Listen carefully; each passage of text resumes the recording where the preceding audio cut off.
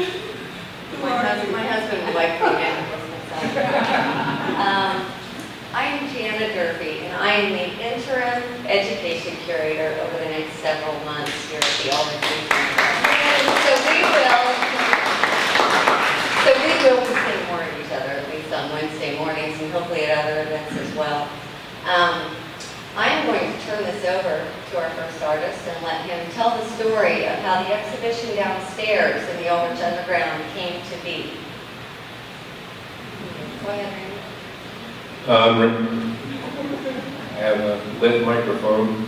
I'm Randy here, and yeah, this is the hat I constructed for Ruth here, but I want to, before I speak about my hat, I think I'm supposed to give a bit of a preface as to how this came about. And it was an Ulrich salon, I believe, and I don't remember the date, maybe Ruth does, but it was back when she had hair. So it was February, probably. Yeah, maybe February, and I think it was when the gentleman from Houston, from Dallas or Houston, or was here. Anyway, point was is Ruth and I had previous conversations about cancer, and having recently lost my father to it, and I had the good fortune to spend a large part of a bus ride to Manhattan, Kansas, and back with Ruth, and so we were, yeah, so I, yeah. And yeah, I weathered it, but you know, she suffered as much as I did. But at any rate, we had we'd had a pretty earnest and long conversation about cancer. So I knew a bit of her history. Fast forward to the Ulrich salon, and you know, making a little bit of small talk, which I'm not very good at. And Ruth says, "Well, next time you see me, I'm not going to have any hair." I'm like, "Ah, expletive deleted." You know, really, you know, not this again. And she said, "Yeah," and so she made some, to my recollection, some comment about, "Well, I guess you'll have to make me a hat." And I said, "Well, I'll make you a hat." I said, "Give me your head size," which she didn't do. So next time I saw her, she didn't have hair, and I knew why. And but I thought, well, she's not going to actually take me up on my prompt. She's just going to think that was a passing thing that I just said. So Wednesday mornings at the donut hole, we have this sort of, I would call it impromptu meeting of anywhere between 10 and 14 persons, all involved in the arts in all of our capacities. And so I sort of imposed upon them this promise I made to Ruth, and they're such a gracious and good bunch of people that there was absolutely no resistance. And I said, let's, you know, I'm going to make a hat for Ruth. I would like, and the reason I think we should make hats for Ruth is not just because I said I would make a hat for Ruth, but really the bottom line of this show, I think, is that in my mind, and others can speak to this, is that if there were not persons like Ruth, we artists, I don't know why we wouldn't make anything, because people wouldn't be looking at it. And it's one thing to make work, but it's quite another thing to have people actually show up and look at the work. And people that could be doing something else, like recovering from cancer or taking a nap, or both. And so Ruth to me is a symbol of a person that, without her and people like her, I could make things my whole life and be completely unrecognized for it, because without an audience that cares about showing up, it's sort of like, you know, what's the sound of one hand clapping, right? So that's my narrative. The backstory is that Ruth and you all are incredibly important to us artists, and to reciprocate in a personal way seemed the very least that I could do, and thankfully my colleagues here felt the same.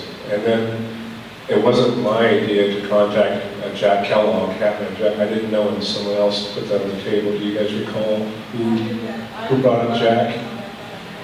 Might have been Connie. Yeah. They can speak to that. And so that very same morning that I proposed this to the group, I ended up over at Hatman Jack's. and I met him for the first time, and the next thing I know, he's giving us all the hats we want. He's just stacking them up.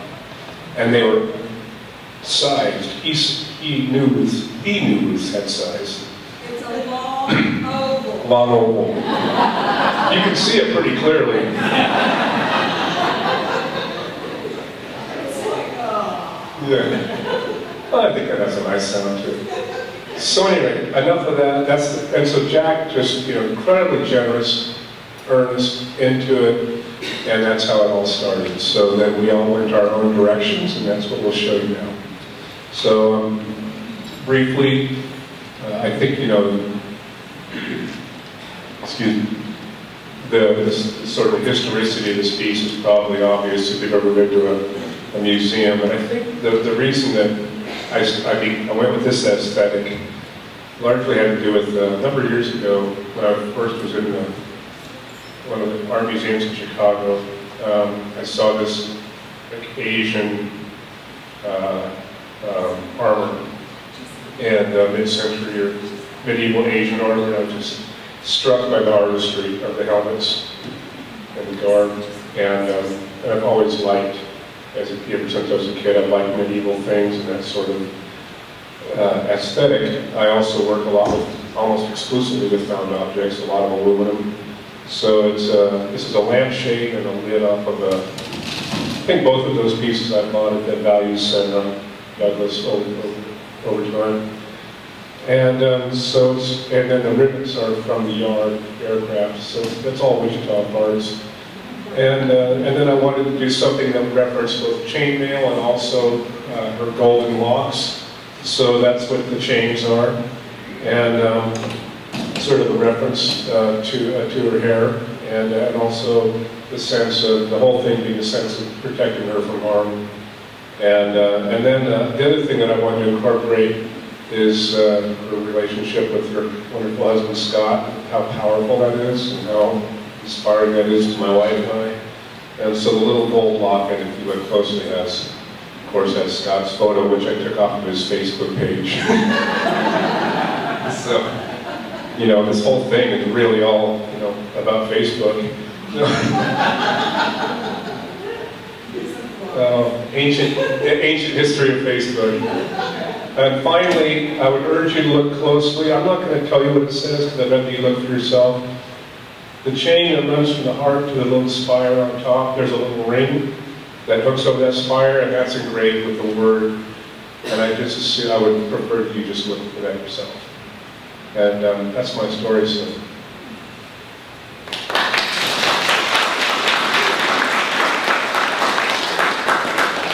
Hi, I'm Trish Van Osdell.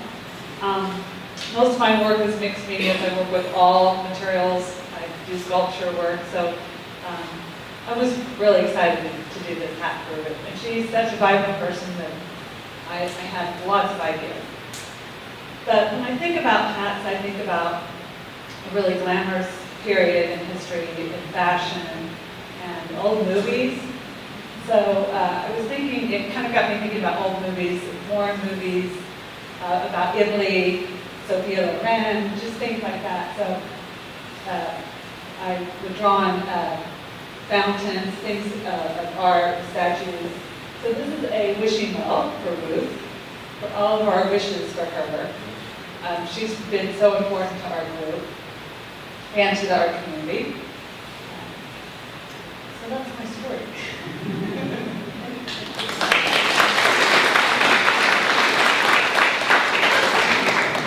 I haven't seen these pictures, so it's kind of interesting. Hi, I'm Rebecca Hoyer, and I'm a painter. And unlike the other people, I work in 2 dimensions. And so to have a 3-dimensional project always throws me a little bit. I usually paint houses and trees and things I see on my walks in the neighborhood. And what I'm trying to do is not make them realistic, but rather try to find within this chaos of what I see, I try to distill it down into something that's interconnected and beautiful. So I'm trying to simplify things and make them beautiful. So when I heard about Ruth Ann and this project, what I was thinking I was going to do was a circle of houses and trees, and kind of having her go for a walk as she goes out and looks for art. And so I was kind of stymied about how to paint this hat that isn't really, it's flat. And so I went and decided I'd try to do quilting, which is not really in my wheelhouse. And I just kind of faked it until I made it. And so you quilters out there, you just give me a break. But I tried to simplify my paintings down even more, so it's kind of primitive, but hopefully it was fun enough to not to embarrass her. Thank you.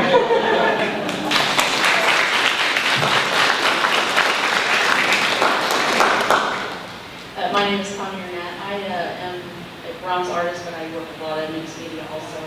And this was a little bit different also, because when we think of function, you wanted something to actually function. And when I was thinking about bronze, it's way too heavy to actually function as a hat. So I went to the next best thing. I was thinking sheet metal and sheet copper. And I was inspired by these beautiful hats that my good friend John Boldenau has. They're those Neo-Chinese hats, and they are made out of sheet silver. They're absolutely beautiful. The men make them for the women, and they put all their love and energy into it. And it's supposed to bring, they wear them during any ceremony, and it's supposed to bring happiness and luck. And they're also supposed to ward off evil spirits. So that's what my inspiration came from. And so I went into it, the copper, and I started. Words lots of times.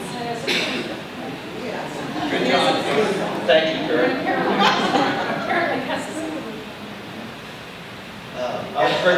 I'm Chris Brenner, sculptor. This is probably one of the lighter weight pieces I've done. But I've always been inspired by the idea of the shoe as a hat, and a girl needs something to go out in the evening with. And so this piece is constructed of foam rubber and plexiglass and painted with latex rubber. So it's soft and fairly lightweight, but a little tricky in the wind.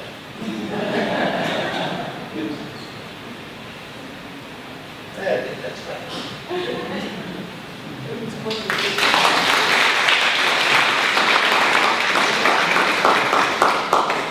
Okay, I'm Connie Bonfi, and I'm a painter also, like Rebecca and Kurt, and I paint colorful people in a colorful way. So, painting colorful people in a colorful way, my first inclination, of course, was to paint on the hat like Kurt did. I didn't think about quilting. But then, recently, I have been learning a new software program called Sketchbook Pro. And it's an iPad program where you draw with stylus on the iPad. And so I decided that I would reflect the image of my first encounter with Ruth and Scott, which was me sitting outside. Yes, Scott, I see you. In the background, minding my own business, by myself, recently single, by the way, which was unbeknownst to him. And here he comes, and he asks me if I'm waiting for my harmony date. And I'm like, oh my gosh, do I look like it? It was just horrifying, I'm going to tell you right now. So I thought, okay, he's funny, and I'm going to roll with the punches. And then Ruth Ann sat down, she was lovely, and I got to know them both. They were lovely people. So I couldn't do anything but have fun with that for the rest of this past year. So every time I see Scott, no matter who I'm with, whether it's a couple, a woman, a gentleman, whoever, I always introduce whoever they are as my eHarmony date. So as a result, I decided to create the image of Dr. Warren, the founder of eHarmony, on my hat. And then I went to my mother, who's a wonderful stitcher, to borrow some embroidery thread. And with that thread, she offered me some gorgeous ribbon. And the next thing I knew, the ribbon took over the hat.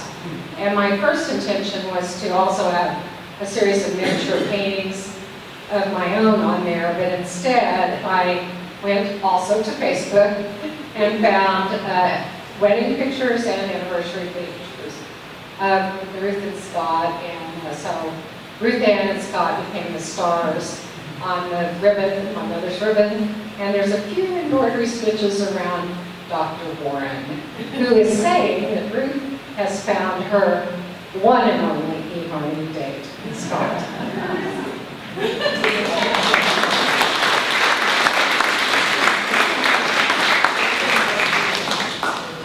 Well, hello everybody. My name is Dr. And let me just say, with regards to Randy's original statement about, everyone really jumped right on the bandwagon and was really all for it, I was against it, because I think bald is beautiful. I don't know where I get that from. Yeah,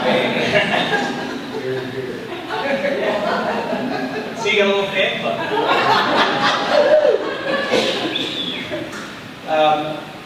And I had just recently met Ruth as well, and from the few times that I've met her bright, smiling, happy, cheerful, this bright, happy, cheerful person, I was thinking she probably needs more humor in her life. So I contacted Scott, and I ran a few ideas across him. And Steve Martin, she is a Steve Martin fan. And I'm a huge Steve Martin fan.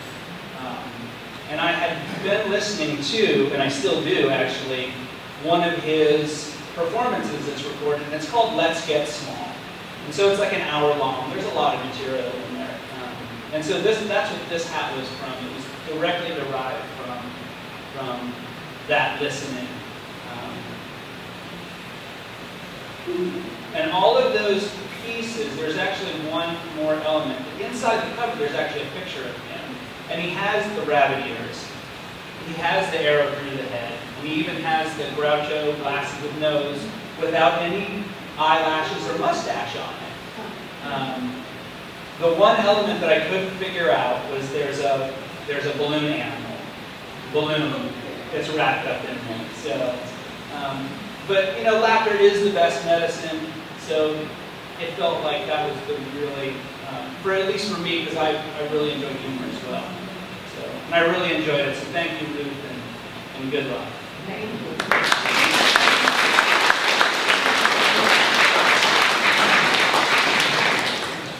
My name is Jim Johnson, and as a member of the group, I'm not an artist. Some of you may know I'm an art historian and a retired curator. I met Ruth Ann and Scott on the same bus trip Randy did to the Beach Museum, and I can't let everybody go without saying something. I'm not an artist in this group. Jody Throckmorton, the curator out here, and I sit in as kindly by the group as being the sort of unofficial commentators and recorders of this very talented group. But I wanted to say probably what Randy alluded to, one of the most important aspects of art is demonstrated by this group and this action. Randy's suggestion was heartfelt to the concern of one of Wichita's great art patrons.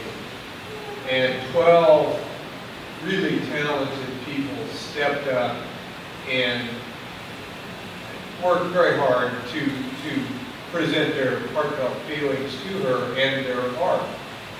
And I have to also say, Jody Throckmorton in the Ulrich Museum looked at this and said, here is a true art act that contributes both to the society and to an individual that means so much to all of us. So my role in this group, and I'm very thankful to be a part of it, is to kind of put all this in context. And I would like to include you. I was one of the first staff members of this museum in 1974, and I have to say, Bob Workman and Jody and all the staff out here provide a service to Wichita that not only expands art education, but offers a real meaningful educational and entertainment experience in Wichita. So thank you all for coming, and thank you, Ruth Martin.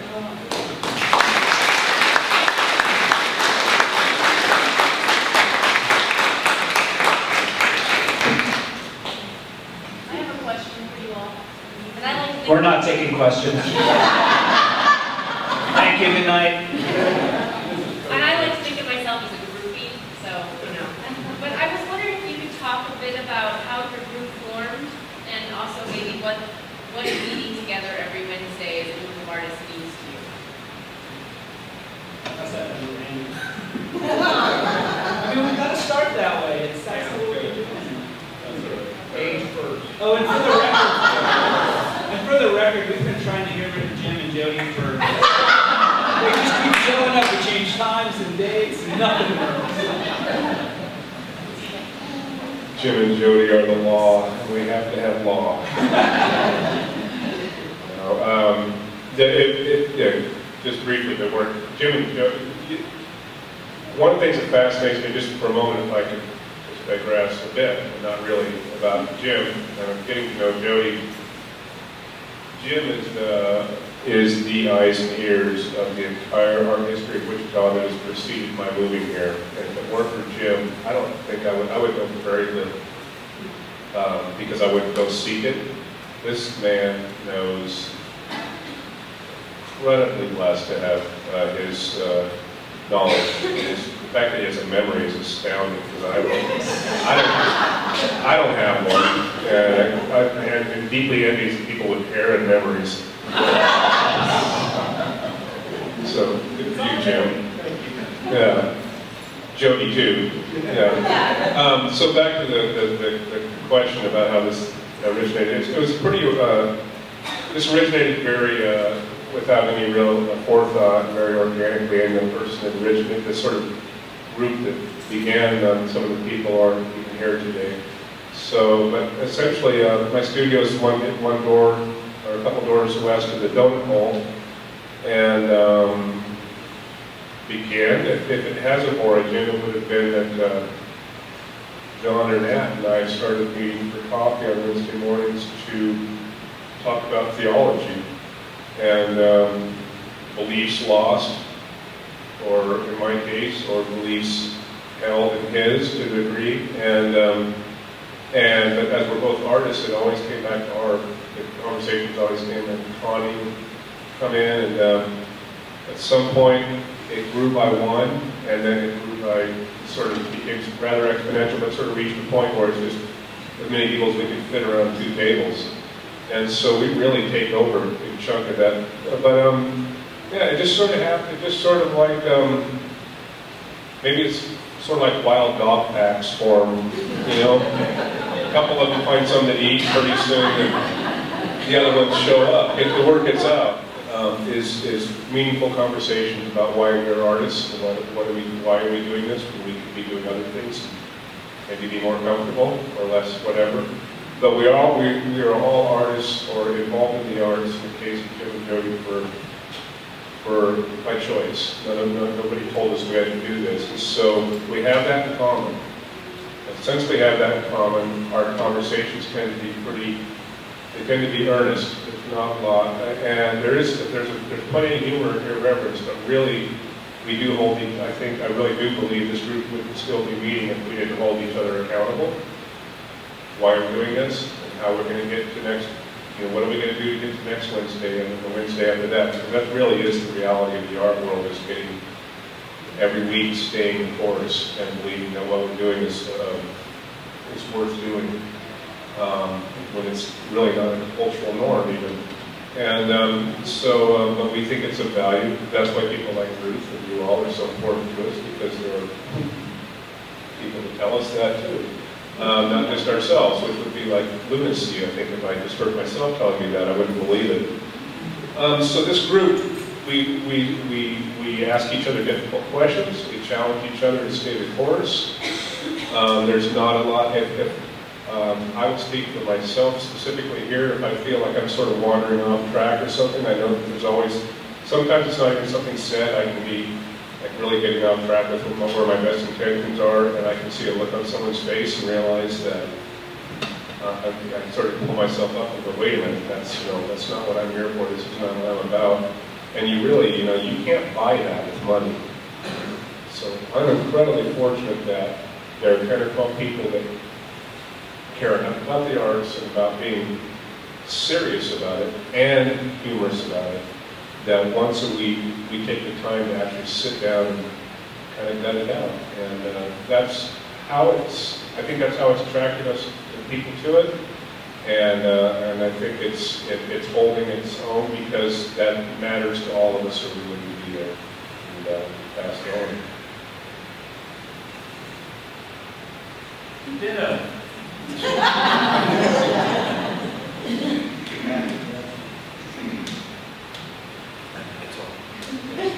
One of the things that our group, just to hold ourselves accountable and keep us on track, because it could just become kind of a gossip, coffee group morning thing, but we do give ourselves assignments and little projects to do for the next time.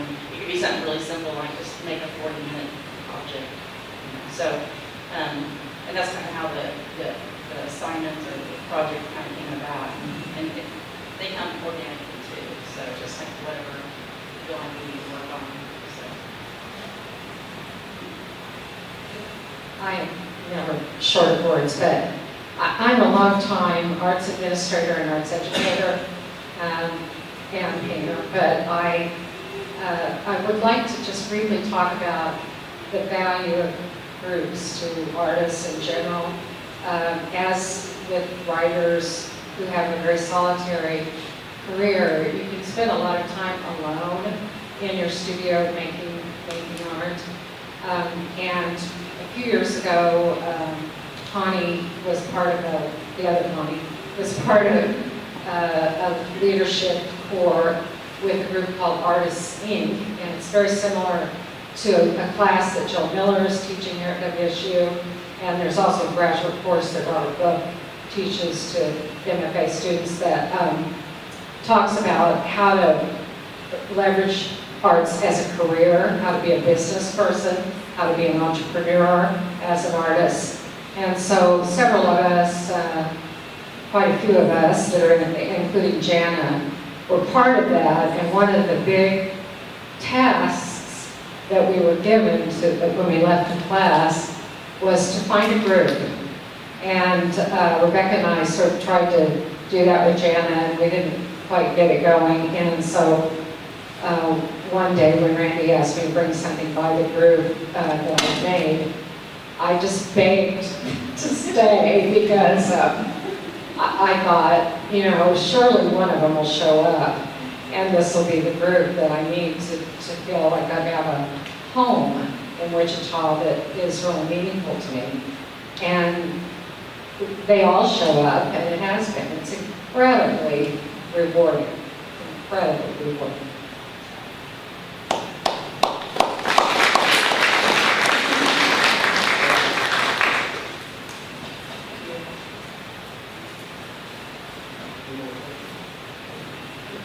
Questions from us? Yeah, please, yes.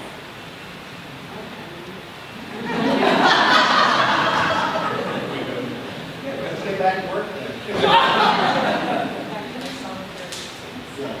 Okay, I wasn't going to do it, but I am.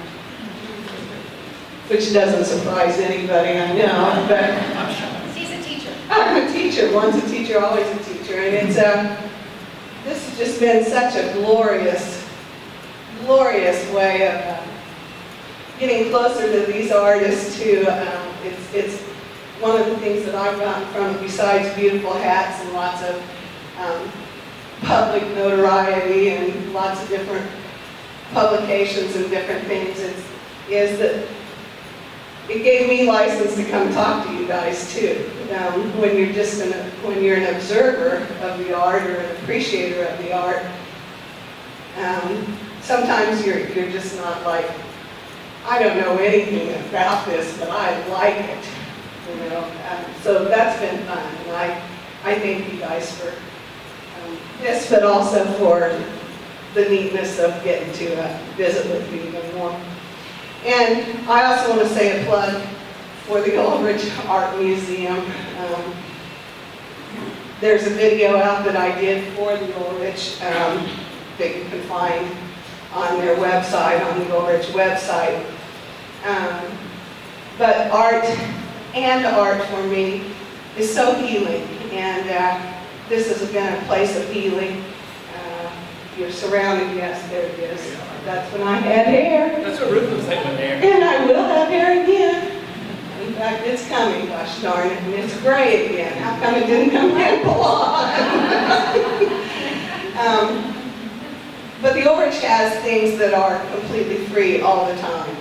And that's one of the things I stressed in the video, was that there is such a wealth of artists talking, artist seminars, artist workshops, and you should come to the Ulrich all the time. Some of these people I'm preaching to that come all the time. So, and Senior Wednesdays is a wonderful group. There are some seniors here for the very first time, and you need to Google Senior Wednesdays, because we learned lots more about the arts and lots more about Wichita, Kansas, and most of those things are free too. And that becomes important when you're fighting cancer and you want free things. So, oh, I like that one. That's a good one. That was art for the ears. Oh, that's art for the ears. There are 2 free concerts here at the Ulrich. The first Thursday of July and first Thursday of August, and those would be good. So go out and enjoy art. Thank you guys. I know I've got to do one. This is pretty darn special. You're all very special, but this is, yeah, Jeanette, come on. You came clear from where, Jeanette, today? Flat City. You want to tell us where that is? Just outside Kansas City. That's what I thought, right outside of Kansas City. We graduated from Bethany together. This is an art major.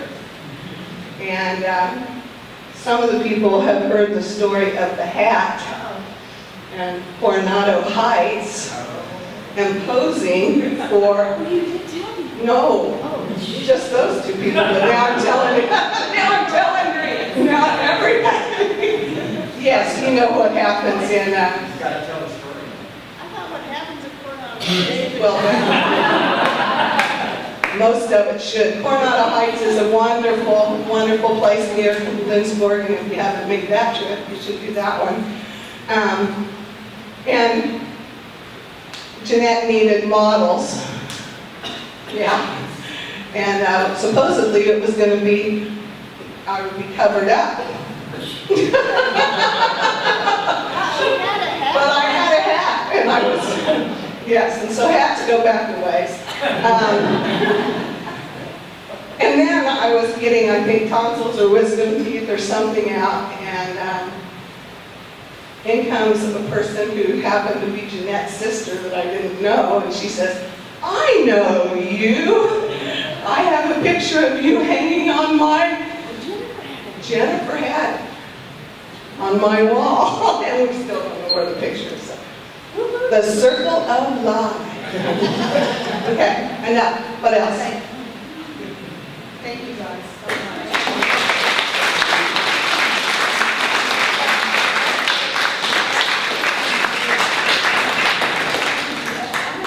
Well, yeah, and I Want to do something? You need a mic. no. Yes, you do. You have to. My husband tell you I'm loud enough. My husband tells me that too. Well, yes, I, Darn. okay, yes, I did graduate from Bethany. Did you? I thought so. When I saw your name, I think we were the same. Yeah. Oh my gosh, Chris, I never knew that. Yeah, I saw your name on there. And I thought, is that the same one? Yeah, we changed a little bit. And you stayed